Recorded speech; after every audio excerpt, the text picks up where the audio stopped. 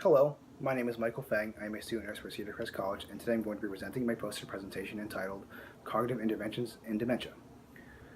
The PICO question is, in males age 75 years or older suffering from early stage dementia, will cognitive interventions by the nurse, as opposed to no interventions, help to increase overall cognitive functionality?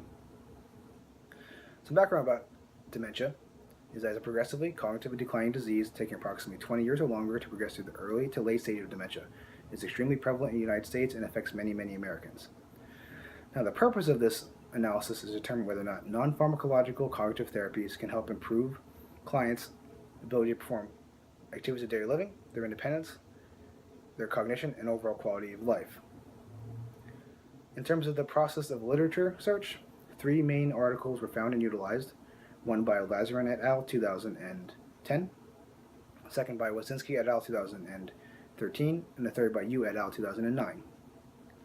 Utilizing Google Scholar, PubMed, and Medline, as well as Cedar Crest College libraries and Lehigh Valley Health Network libraries, I was able to find these three main articles. And in terms of the significance of the problem, the most prevalent type of dementia is Alzheimer's disease, affecting 5.3 million Americans in 2015, is sixth leading cause of death in the U.S., and approximately 1 in 3 senior citizens is affected by this disease. Approximately $226 billion was spent in medical costs in 2015 alone just to combat this illness. In terms of the synthesis of evidence, the first study by Lazarin et al. 2010 was a meta-analysis and systematic review of 195 clinical trials, specifically randomized control trials, in which the inclusion criteria was developed by the researchers themselves, where they found 13 articles out of the 195 were of high quality. What they found was that non-pharmacological cognitive therapies in the form of cognitive stimulation, cognitive training, and ADL training helped to improve the client's mood, better their behavior, as well as their increased ability to perform ADLs, decreased use of restraint use, and delayed their overall need for institutionalization due to dementia. The second study by Wasinski et al. 2013 was a nurse-led quality improvement project specifically designed to help determine whether or not non-pharmacological cognitive interventions can help reduce agitation levels in clients suffering from dementia. Utilizing individualized approaches to each client, determining whether or not they could, what specific intervention that they could use for each client. They utilize things, for example, as watching a play, listening to music, knitting, playing games such as chess or checkers, puzzles such as crosswords puzzles and jigsaw puzzles were used, and many more.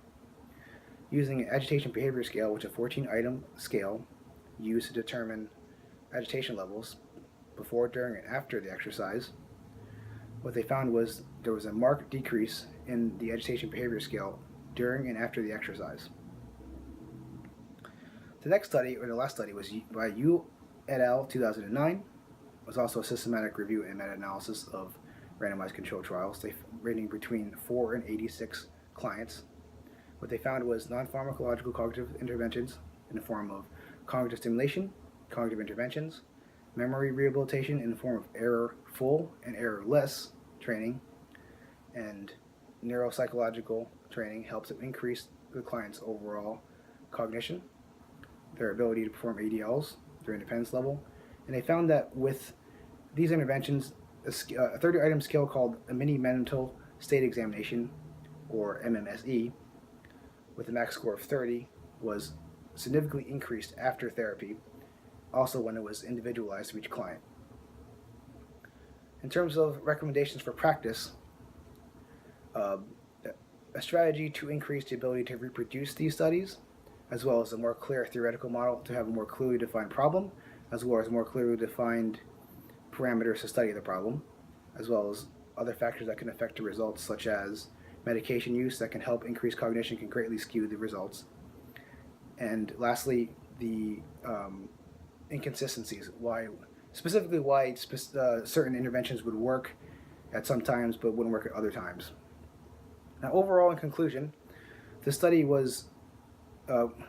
helped produce information that will help increase the ability to use non-pharmacological cognitive therapies. It helped all the clients involved improve their cognition improve their ADL performance, their independence, their overall ability to reduction in institutionalization or the need for it for these clients, the overall quality of life, and their decrease in agitation levels. If you have any questions, please let me know. Please comment, and thank you very much for watching.